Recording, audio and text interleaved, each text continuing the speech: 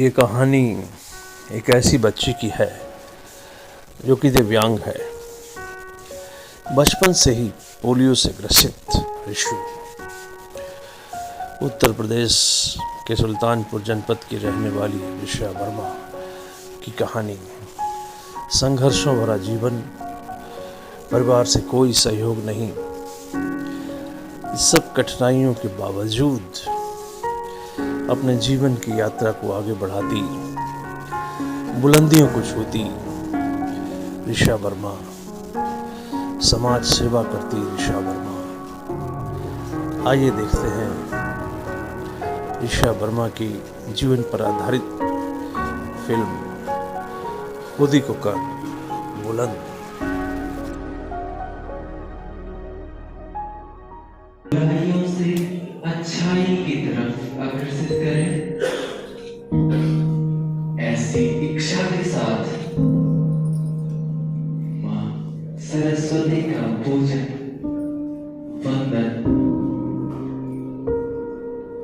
हो गए जब घर वाले भी आ गए सामने, मतलब जो मेरे कैरेक्टर को उठाते थे, महिला होने के नाते कुछ भी कोई कह सकता है, बुराइयां करते थे, वो सामने आ गए हमदर्द पर। हमने साथ साथ जवाब दे दिया कि अब जैसे नहीं कहते दिल्ली बहुत दूर, अब सब कुछ बीत चुका है, अब सब कुछ शुरू हो गया है। इसमें आप अगले 3 दिन जो सीखेंगे उससे कहीं ज्यादा सीख हमको मैडम की बातचीत से ऑलरेडी मिल चुकी है। तो मैम आपको मैं सुन रहा था और मुझे लगता है कि हम सब लोगों की लगभग एक ही स्थिति थी। सब लोगों के आंखों में अवश्य आंसू आए होंगे मैडम की कहानी को सुनकर।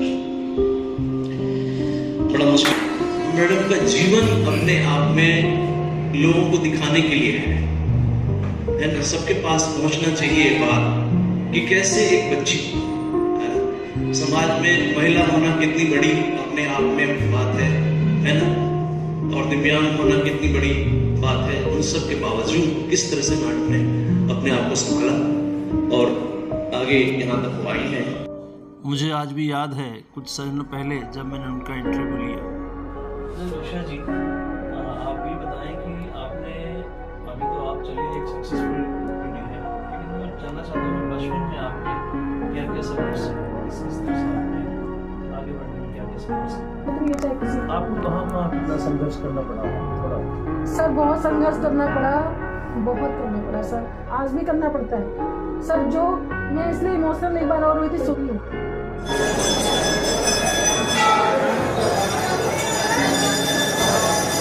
बड़ी मन्नतों के बाद वन्ना के घर ऋषु का जन्म हुआ और विधाता का निर्णय तो देखिए कि वो भी पोलियोग्रस्त हो गई बच्ची। ये ऋषु के गांव का स्कूल है, लेकिन माता पिता ने पाबंदी लगा रखी है ऋषु के पास कि स्कूल जाने की आवश्यकता नहीं है। ये तो भला हो अध्यापक शुक्ला जी का कि जिन्होंने उसको स्कूल तक ले आए।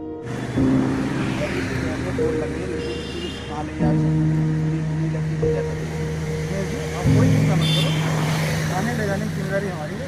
किसी को हम ले जाएंगे पैर में चोट लगी, लड़की चल ही नहीं सकती, कोई दिक्कत है, और क्या नाम की लड़की जा ही नहीं सकती, कोई दिक्कत नहीं। आप परेशान कर ले जाने की जिम्मेदारी मेरी। यदि इसके पैर में बहुत ज़्यादा चोट लगी, लड़की चल नहीं सकती, आप पढ़ाइए, को आप पढ़ाइए, जो भी आने जाने की जिम्मेदारी है मेरी है। ये आपको बार बार मैं बोल रहा हूँ, इसके पैर में बहुत ज़्यादा चोट लगी, लड़की बिल्कुल चल ही नहीं सकती है। बच्ची को पढ़ाइए, बच्ची को आप पढ़ाइए, आने ले जाने की जिम्मेदारी हमारी। ऐसा क्यों पापा, मैं स्कूल क्यों नहीं जा सकती? आप चले जाने की जिम्मेदारी तो आपने ली है। बहुत धन्यवाद। खुदी को बुलंद अगर करना है तो अपने प्रति निर्ममता रखनी होगी, कठिन परिश्रम करना होगा जीवन भर।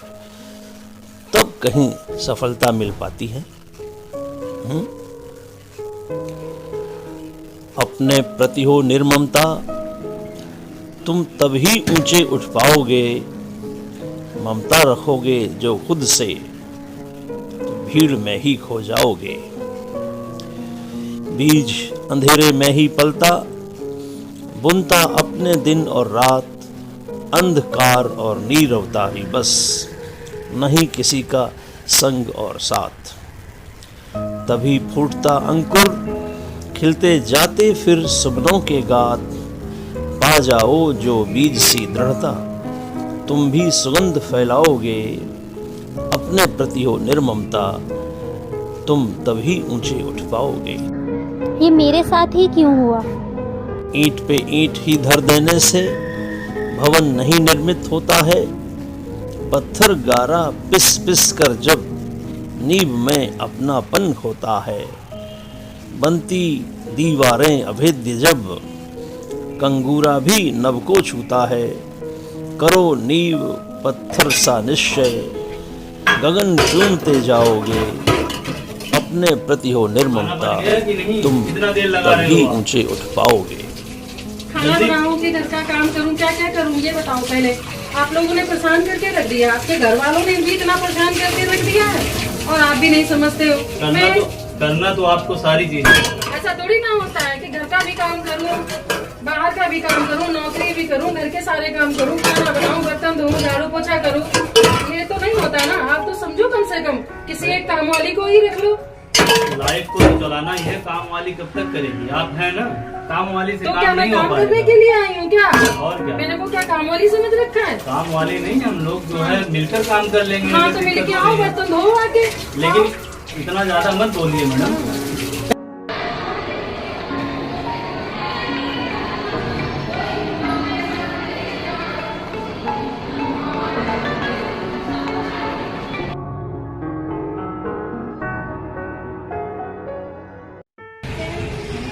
हमारे स्कूल में हमारे इनकम स्कूल नहीं है, बच्चों को कोई टीचर नहीं है पढ़ाने का, बच्चे को मतलब आने जाने की सड़कें नहीं है और नाली और ऐसे पूरे सारे पड़े हुए हैं, वहाँ पे बहुत ज़्यादा है।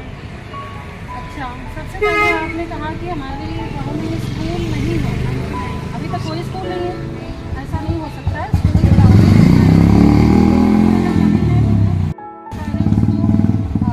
नियुक्ति करती है, लेकिन हमारी पूरी कोशिश है कि आपका बच्चा स्कूल तक जाए।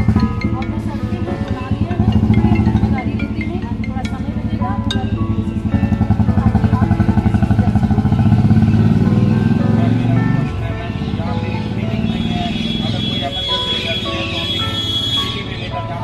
बहुत सारी मुश्किलें आती है, आने जाने में समस्या होती है।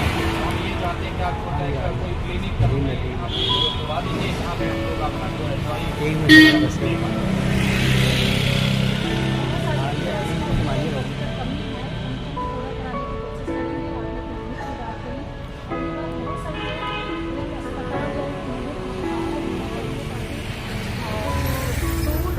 जाना पड़ता है वो ना जाके तो यहाँ पे सुविधा हो सके तो हमारी कोशिश करेंगे और इसका कुछ करवाएंगे। जो सहयोग हमारा लगेगा वो हमारा पूरा सहयोग रहेगा, ताकि आप लोग हमारे साथ रहिए। ठीक है मैडम जी। हमारा नेता कैसा हो? एक्सीडेंट जब मैं खड़ी होने को तैयार हुई, जब काम करने क्षेत्र में गई, तो पहले तो मुझे अपने आप को खुद ही डिसेबल्ड थी हो गई, तो मैं अपने आप को मतलब एक्सेप्ट नहीं कर पा रही थी कि मैं हूँ। तो फंक्शन होता था, पार्टी होती थी, कुछ भी होता था, तो सर मैं नहीं जा पाती थी, मेरे को बहुत शर्म लगती थी कि फिर मैंने कपड़े जब पहनने को होते थे तो मुझे सोचने में मैं मजबूर अपने आप को हो जाती थी कि कोई कहेगा यार ये, और लोग बोल देते थे कि शौक देखो पहले इनके, सर किसी की थिंकिंग नहीं बदल सकते हैं। तो मैं बहुत इमोशनल हो जाती थी। फिर मैं इतना मतलब उसमें चली गई धीरे धीरे सोचते सोचते कि यार ऐसा होता है, सच में डिसेबिलिटी वो करती है, डिसेबिलिटी सच में आड़े आती है, सच में हम विकलांग हो गए हैं। तो कपड़े पहनने से पहले सोचना पड़ता था। चलो जो भी हुआ अच्छा हुआ, भगवान का शायद यही मंजूर था। उथले पानी में तो छोटी नौका भी तर जाती है, पीछे हटता नाविक जब सागर की बारी आती है। गहराई में जाकर ही सीपी मोती पाती है।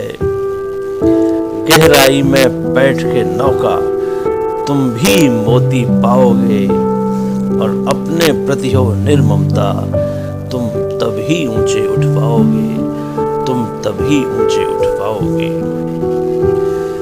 खुदी को कर बुलंद, चाहते हो अगर तो परिश्रम करना होगा।